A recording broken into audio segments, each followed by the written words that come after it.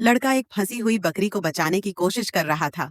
तभी अचानक एक कोबरा आ गया। उस फुफकारती जहरीली नागिन को देखकर लड़के ने अपनी आंखें बंद कर लीं और खुद को खत्म करने का सोचा। लेकिन उसी समय उसके पिता वहां आ गए और सांप को गोली मारकर खत्म कर दिया। इस घटना ने लड़के के मन में अपने पिता के प्रति कई भावनाएं जगा दी। लड़के का नाम स्पाइव है, लेकिन उसे अपने बचने की खुशी नहीं हुई, क्योंकि वह जानता था कि उसके पिता उससे प्यार नहीं करते। पहले उनका परिवार एक फार्म हाउस में खुशहाल जिंदगी जी रहा था। पिता एक शांत स्वभाव के काउबॉय थे, जो अपने छोटे बेटे लेटन को बहुत पसंद करते थे। माँ एक बुद्धिमान कीट वैज्ञानिक थी, जबकि बड़ी बहन का सपना था कि वह एक मशहूर स्टार बने। वहीं स्पाइव अपनी माँ की तरह बुद्धिमान था, लेकिन उसकी सोच और व्यवहार उसे सबकी नजरों में अजीब बनाते थे। स्कूल में वह हमेशा अपने अनोखे उत्तरों के लिए टीचर की डांट खाता था, लेकिन जब उसने अपनी रिपोर्ट एक प्रसिद्ध पत्रिका में छपवाई, तो उसी टीचर को अपनी गलती का एहसास हुआ।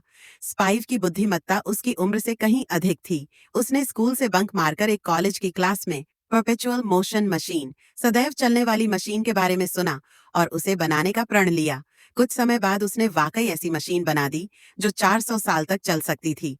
हालांकि यह उपलब्धि उसे खुश नहीं कर सकी। उसका छोटा भाई लेटन उसका सबसे अच्छा दोस्त था। लेटन को बंदूक चलाने का शौक था, और एक दिन जब दोनों एक प्रयोग कर रहे थे, तो गलती से बंदूक चल गई और लेटन की मौत हो गई। इस घटना ने पूरे परिवार को तोड़ दिया। पिता ने शराब में डूबकर खुद को अलग कर लिया और माँ ने खुद को पूरी तरह से अपने काम में व्यस्त कर लिया। किसी ने स्पाइव को दोष नहीं दिया, लेकिन उनके बर्ताव ने उसे गहरी आत्मग्लानि में डाल दिया। इसी बीच स्पाइव को पता चला कि उसकी परपेचुअल मोशन मशीन को विज्ञान के सबसे बड़े पुरस्कार से सम्मानित किया गया है। जब उसने यह बात अपनी बहन को बताई, तो उसने उसका मजाक उड़ाया। इस अपमान और परिवार की बेरुखी से तंग आकर स्पाइव ने घर छोड़ने और वॉशिंगटन डीसी जाकर पुरस्कार लेने का फैसला किया।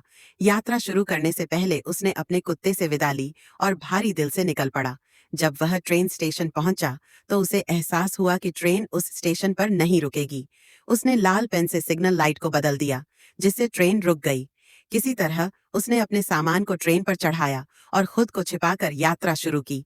ट्रेन में सफर करते हुए उसने प्रकृति की खूबसूरती का आनंद लिया, कविताएं लिखीं और अकेले ही अपने दिल की बात की। हर स्टेशन पर उसे छिपना पड़ता था, क्योंकि उसे पकड़े जाने का डर था। इस यात्रा के दौरान उसने कई तरह के लोगों से मुलाकात की। एक गर्म दिल वाले ट्रक ड्राइवर ने उसे उसकी मंजिल तक पहुंचाया।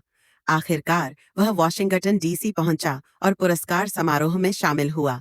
वहां मौजूद वैज्ञानिक यह देखकर हैरान रह गए कि यह आविष्कार एक 10 साल के बच्चे ने किया है। हालांकि स्पाइव ने मंच पर अपने भाषण में बताया कि उसकी मशीन पूरी तरह परफेक्ट नहीं है। उसने अपने भाई की मौत का जिक्र किया, जिससे वहां मौजूद लोग भावुक हो गए। स्पाइव को महसूस हुआ कि यह सब शोहरत उसके दर्द को नहीं मिटा सकती। इस दौरान उसकी माँ ने उसे ढूंढ निकाला और उसे अपने साथ घर ले गई। स्पाइव का परिवार उसे वापस घर लाने के लिए तैयार था। पिता ने भी स्पाइव को माफ कर दिया और उसे समझाया कि वह उससे प्यार करते हैं।